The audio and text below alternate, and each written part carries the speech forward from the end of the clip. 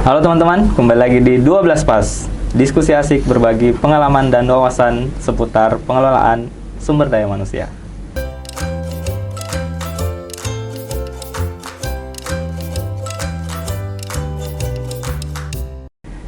Hari ini kita mendatangkan langsung inisiator dari 12 Pas. Yang mana beliau adalah atasan langsung saya, Bapak Halim Nuswantoro. Selamat datang, Pak. Selamat datang. Di Terima kasih, program Haji. yang diinisiasi sendiri. Oke, gimana, Ji? Kita akan ngobrol seputar pengelolaan SDM, Pak. Oke. Bapak selaku kepala sebagian kepegawaian yang sudah berapa tahun, Pak? Baru 5 tahun. Baru Di Sulawesi bagian selatan ya. ya, Gitu. sudah 5 tahun. Saya mau awali dari pandangan Bapak, apa sih tantangan selama 5 tahun menjabat sebagai kepala sebagian kepegawaian itu, Pak? Apa ya? Banyak. Yang pasti mengelola SDM itu kan bagaimana memanusiakan manusia gitu ya. Setuju. Membuat istilah bahasa Makassarnya itu putting people first gitu ya. Sehingga terkadang banyak hal-hal yang sudah ada pakemnya gitu. Kita harus tarik sampai pada posisi memanusiakan manusia ini menjadi suatu hal yang memang utama gitu, tanpa harus mengorbankan tujuan organisasi gitu ya. Kalau di wilayah kita itu nggak punya privilege untuk merekrut siapa yang harus jadi anggota kita gitu ya.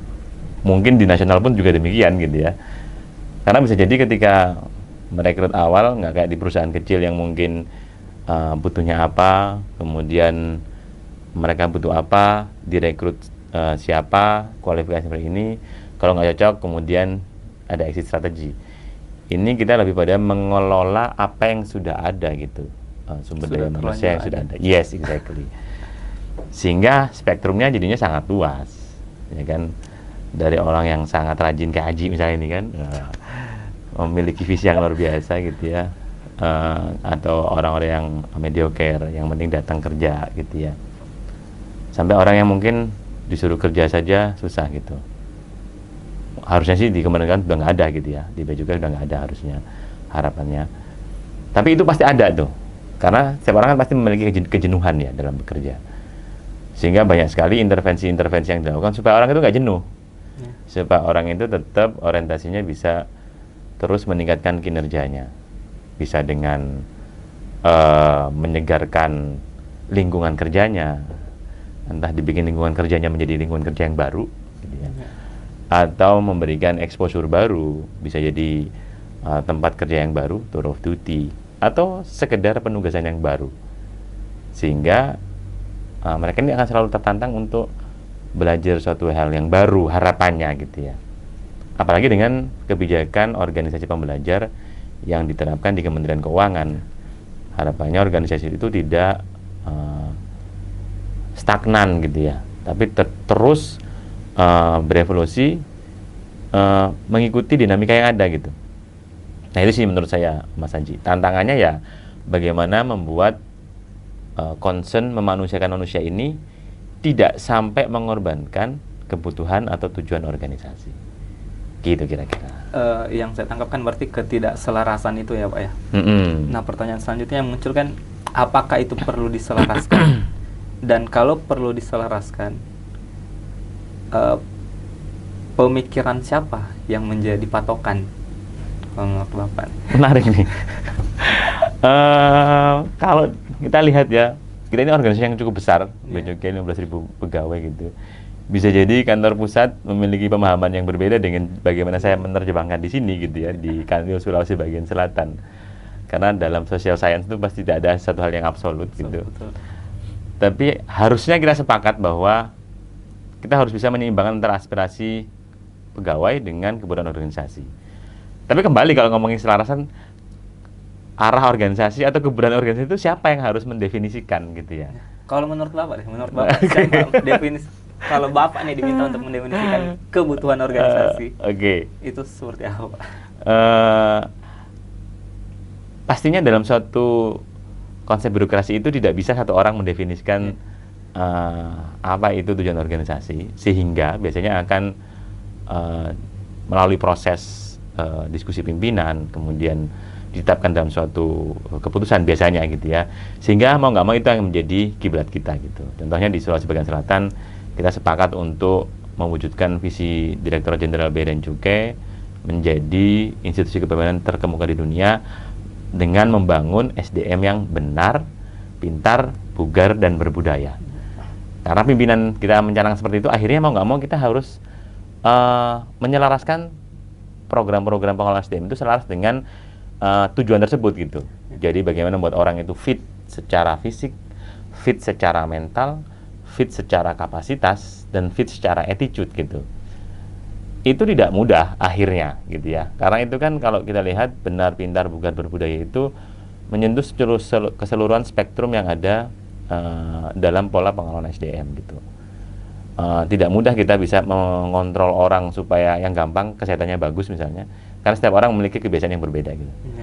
Tidak mudah membuat orang itu mau memiliki motivasi untuk belajar, karena setiap orang punya prioritas yang berbeda bisa jadi gitu ya. Sehingga ini tantangan-tantangan yang muncul gitu, karena yang kita kelola ini suatu hal yang dinamis ya, manusia gitu. Nah mungkin di situ, jadi kalau ditanya siapa sih yang harus mendefinisikan, saya rasa akan cukup valid kalau kita sudah ada pembicaraan di level pimpinan dan kemudian menetapkan itu, dan akhirnya kita semua harus ikut untuk mensukseskan hal tersebut. Nah gitu kira-kira aja. Kalau di kita arahnya akan seperti apa Pak? Saat ini gitu ya, Sulbaksel kan sudah coba menerapkan implementasi manajemen talenta. Sejak 2019 itu kita ada rakor SDM gitu Ji. Saya ikut waktu itu Pak. Kamu mewakili Parepare waktu itu ya. Kita diskusi di situ gitu ya. Kita metain butir-butir kegiatan kalau nggak salah waktu itu.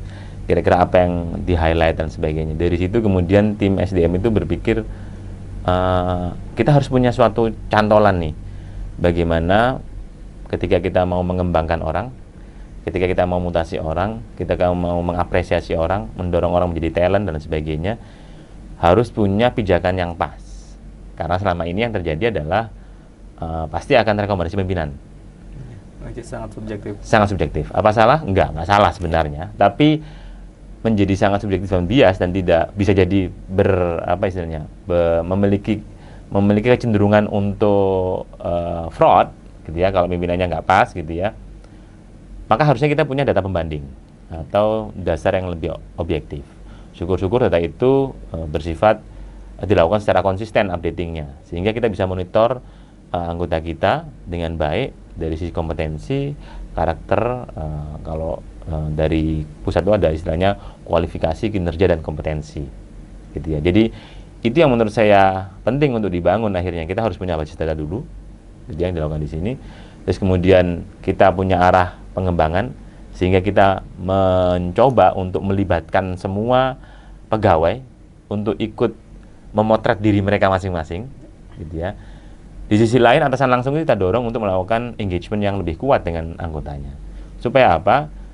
Karena atasan langsung ini memang penting secara teknis memberikan mentorship kepada mereka, tapi tidak lebih penting dari itu adalah bagaimana atasan langsung bisa ikut andil untuk nurture atau apa bahasanya ya, mengembangkan mereka dengan cukup dekat supaya mereka potensinya keluar semua gitu ya.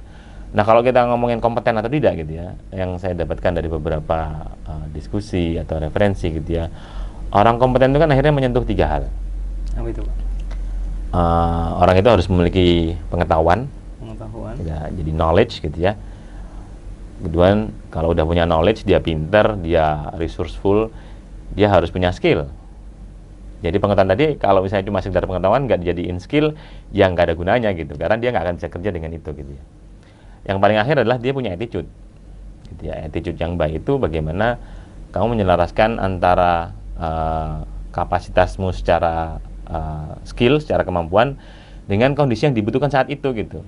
Misalnya kamu bagus dalam hal dalam pelayanan, atau kamu paham peraturan mengenai pelayanan pabean gitu.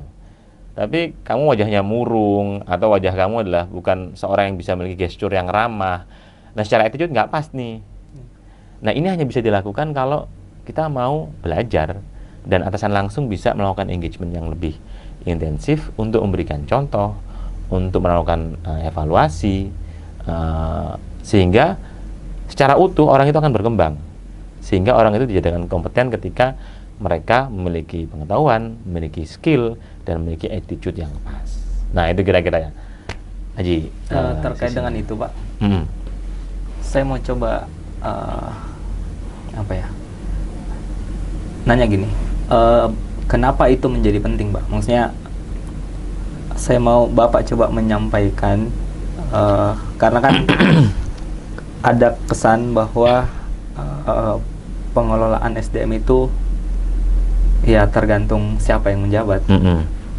Nah, ketika Bapak menjabat, ya mungkin pengelolaannya seperti itu. Nanti akan beda lagi, dan seterusnya. Tidak ada kesinambungannya. Nah, apakah Bapak bisa menyampaikan kenapa itu menjadi penting sehingga ini harus berkesinambungan? Oke. Satu saja sebenarnya kegelisahan saya gitu ya. Ketika saya pertama kali menjabat jadi kepegawaian itu di bulan Oktober 2018, saat itu termin saya di mana Subkepeg harus merekomendasikan siapa yang harus dimutasi. Saya baru duduk 2 minggu. Saya harus mutasi siapa gitu.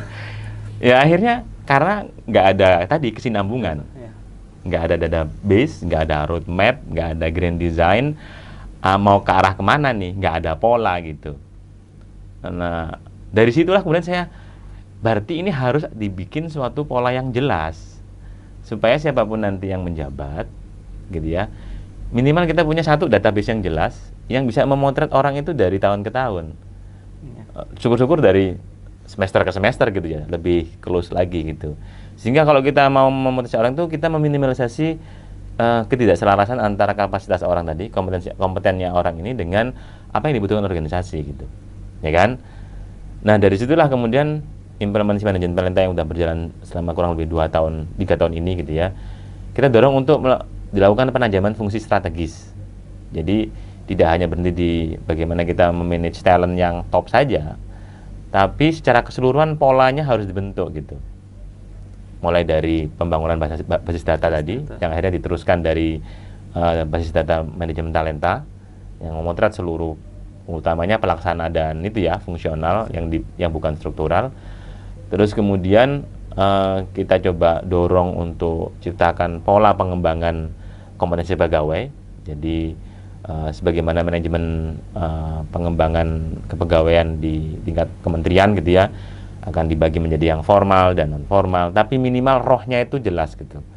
Misalnya kita dorong untuk ada individual development plan, Aji, sehingga di awal tahun atau di akhir tahun sebelumnya itu sudah didesain apa sih yang menjadi kebutuhan masing-masing unit kerja, yang merupakan pembicaraan antara atasan langsung. Dalam hal ini atasan langsung mewakili atau merepresentasi organisasi.